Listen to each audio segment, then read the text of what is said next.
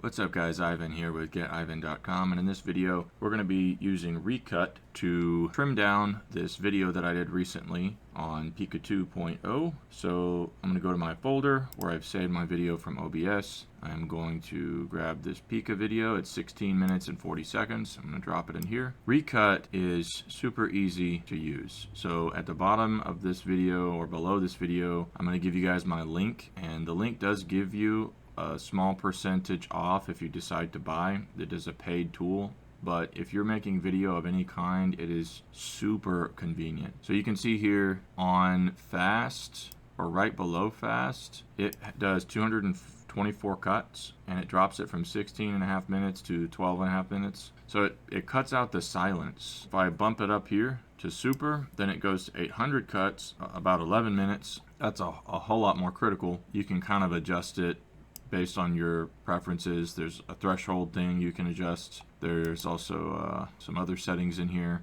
customizing minimum duration of seconds and padding between spaces, audio spikes, all kinds of things. But I played with it a little while when I first got it, and I found that for the most part, you really just have to be either at super or at this level here. So this level is like between here, 224 cuts, and here, that's like 4 times the cuts, right? But it only drops a minute.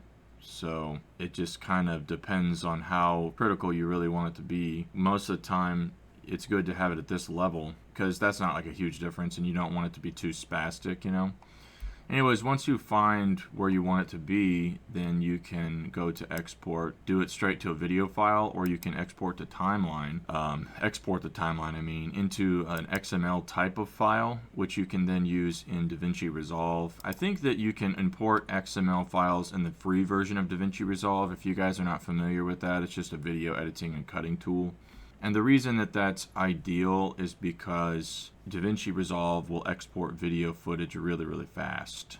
And you can also take the XML file and go in and do cuts and edits and all kinds of effects and things. So it just kind of depends. Like, pretty sure that that's faster than just the typical export feature. Yeah, if you do use the video export feature, then the software one gives you a smaller file and works well. Yeah, let me go ahead and I have the paid version of Resolve right now, so I'm not sure if it's available in the free version, but I'll just show you how to do that. The FCP XML file is smaller, so if I go export, let's see, I'm just gonna go ahead and export this as is into Sandbox there. Save, export complete. I'm gonna open up Davinci Resolve. Okay, and now that I'm in here, I'm gonna come in and I'm gonna delete all this old stuff. I have a Sandbox file that I do a lot of things in because it's just easier. I'm going to go to my Sandbox folder that has the FCP file. Actually, I don't think I can do it that way. I have to go up into my file here and import timeline is how it's done, and then select that file, import. And a lot of this stuff should be pretty standard. I like to do the timeline start at 0. Not that it's something I'm even going to mess with, most likely. Format, frame rate format, resolve. I think everything else should be pretty standard. Yeah. So it's really cool because it imports with all the cuts, you know, that Recut made. Yeah. And so Davinci Resolve actually has this feature, if you right click on a clip in here, where you can transcribe the audio, and they advertise that as being a way to go in and make automated cuts for silence, but it just doesn't work very well compared to Recut. Like, Recut is dramatically more efficient. So you could still use the transcription and then maybe just have it as subtitles if you wanted to, or something like that, or if you just wanted to have that transcription for some purpose.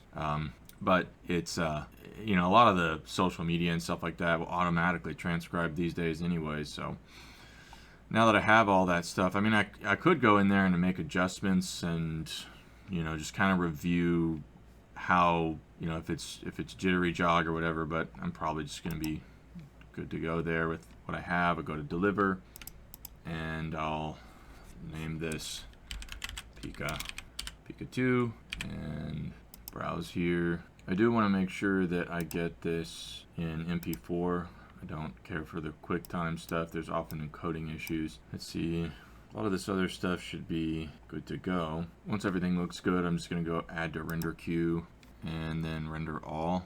And you'll see that it goes very, very quickly in Davinci Resolve, and it's not quite that fast in a lot of other programs, so I recommend using that feature. But in any case, whether you're using Davinci Resolve or you are using just the native export, it's really, really awesome. Like, it takes forever to cut videos. Like, that is the biggest time suck, and something that I've avoided in projects, in certain projects, certainly here for the marketing projects.